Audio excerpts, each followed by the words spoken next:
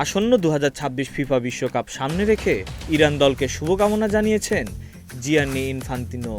সামাজিক যোগাযোগ মাধ্যমে দেওয়া এক বার্তায় তিনি ইরানি ফুটবলারদের সাফল্য কামনা করেন। বিশ্বকাপকে ঘিরে ইরানের অংশগ্রহণ নিয়ে সম্প্রতি নিরাপত্তাজনিত উদ্বেগ তৈরি হয়েছিল।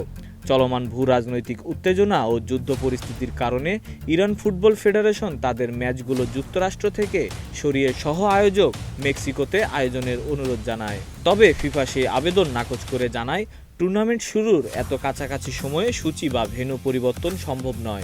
একই সঙ্গে অংশগ্রহণকারী সব দলের নিরাপত্তা নিশ্চিত করার আশ্বাসও দিয়েছে সংস্থাটি। নির্ধারিত সূচি অনুযায়ী আগামী 15 জুন ক্যালিফোর্নিয়ার